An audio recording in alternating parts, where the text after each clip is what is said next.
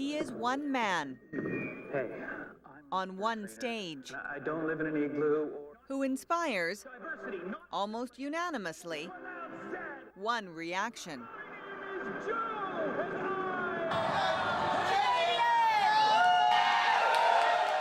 I love that guy.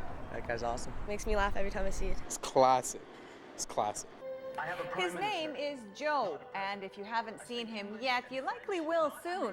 He's been handpicked to do what some say is the impossible: tell Canadians who they are. Oh yeah, and sell a few beers in the process.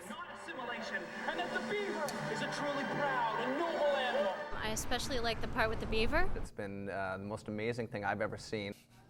Mike Cameron is part of the team that put the character of Joe front and center in Molson's latest ad campaign.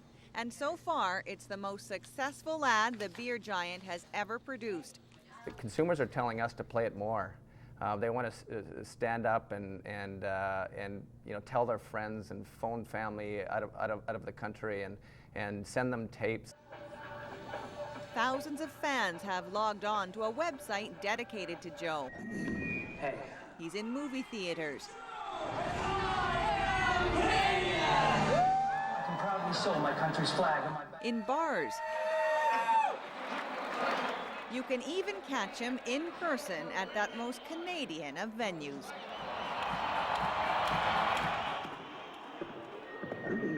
Hey. And how could you not like the guy? And I don't know Jimmy, Sally, or Susie from Canada, although... After all, he's everything a good Canuck should be. He's just so darned Polite. Friendly. Nice. at least at first. I believe in peacekeeping, not policing. But anyone who's seen Joe in action knows the Mr. Nice Guy shtick soon passes. Joe has passion that turns to fury, aimed at a towering target. They don't know anything about us. And so Culture critic Martin Laba says skewering our southern neighbors has become a national pastime. we as Canadians love to ridicule Americans for their appalling ignorance of all matters Canadian, cultural, They don't really know a lot about other countries. political, Further south you go, the worse it gets. social, They think we live in igloos. and geographic. I've also been asked if I drive a dog sled. After that, what could be more satisfying than watching an average Joe set the record straight? A page from the CBC's This Hour Has 22 Minutes. Yes, from Harvard University, it's another edition of Talking to America. Congratulations, Canada, for getting touch-tone dialing. Clearly, Canadians have had enough of playing second cousin to the red, white, and blue. Our neighbors, that's neighbors with a U, have inundated our airwaves, Game 4 with the Sabres hijacked our sport, Let's see how the Sabres handle the Philadelphia Flyers. You all stand together. and more than once have had us singing to their political tune.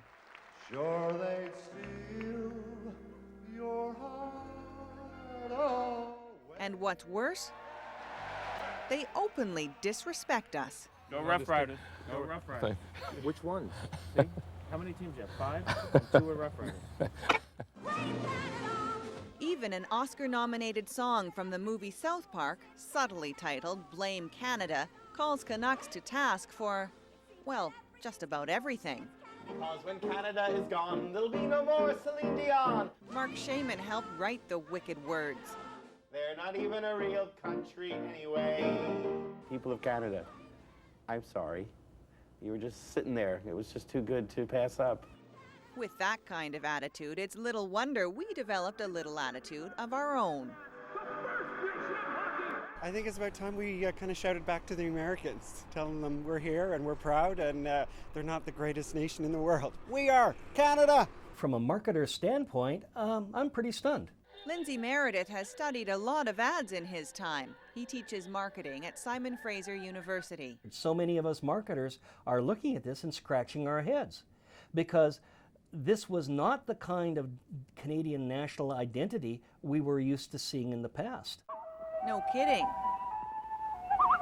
Those were the days when our national identity was defined by the call of the loon. Dive and swim long distances underwater. You know, I'm having a grand time here all by myself.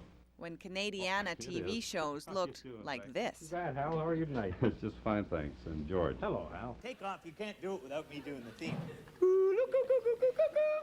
And when two beer-drinking buddies were Canada's ambassadors. You know how, like, Canadians say A a lot, eh? Like in the Great White North? Okay, so how do you spell Canada? C-A-N-A-D-A. I don't get it. So what is it about this guy in plaid that suddenly got everyone talking? Well, how could we, as the public broadcaster, resist the temptation to analyze? Could it be disaffected youth searching for an identity? Latent patriotism seeking expression. It's nationalists desperately trying to keep the country from the brink of separation. Perhaps it took us to the edge of looking over that cliff to help us start to define a little more nationalistically who we are, what we stand for. Hello, this is an ad. It's only an ad, it's just an ad.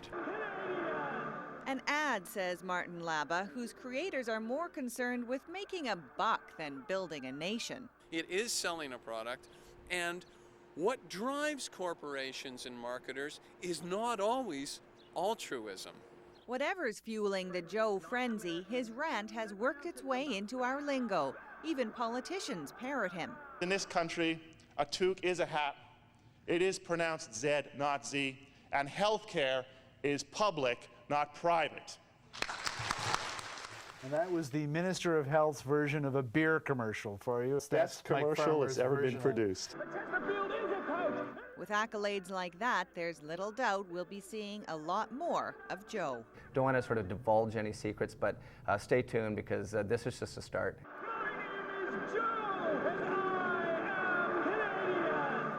For Broadcast One, I am Erica Johnson.